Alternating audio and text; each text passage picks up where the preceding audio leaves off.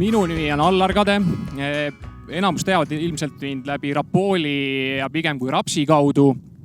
Aga tegelikult lisaks Rapoolile esindame ka Eestis Saaten Unioni brändi, kuhu kuuluvad siis kõik muud kultuurid, mis jäävad siis Rapsist üle. Mina olen Deivi Merimaa siis, olen siis Allari kolleeg. Päevalille vahel on siis sort Flint, mida te siis näete nüüd meie selja taga, millest me anname ka ülevaate. Nagu juba ütlesin, meie selja taga on sort Flint, mille FAO on Euroopa üks kõige madalamaid, mis on Euroopa kõige varasem sort. Siis te näete ka tegelikult tema sellist kasvu kõrgust, et 2 meetrit kui maksimum 2,5 meetrit. Et visuaalis te vaatate, et see on päris selline nigel, aga tegelikult see on aretuslik ja see on taotluslik. Ja sobib väga hästi Põhjamaa piirkondadesse, just nimelt Eestisse ka. Ja ta sobib siia, kuna ta on kiire algarenguga. Külviaja mõttes ta on paindlik, seda sorti võib külvata mai alguses. Seda sorti võib külvata nagu siin ka, on tegelikult mai lõpus, on ju.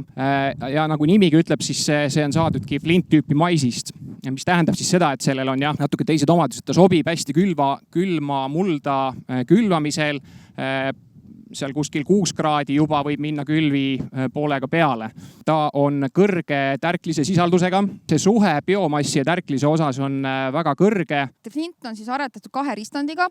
Seda on keerulisem aretada, kuna seeme peab olema väga stabiilne ja lisaks väga puhas tootmine, et tagada ühtlane aretus. Minu meelest see on ideaalne lahendus selle katse põhjal ka, mis eelmine aasta siit lähelt oli, et see on kuskil 120 päeva ja tegelikult, nagu Deivi mainis ka, see oli juba üle küpsenud. Ehk siis ma väidan, et kuskil 10 päeva sellest 120 päevast võib veel allapoole tuua ja oleks võinud koristama minna. Kas te külvate vara teda, te saate teda vara kätte, saate järelkultuuri panna või külvat ja võite saada ka teramaisi või külvate hiljem mai keskel, mai lõpus.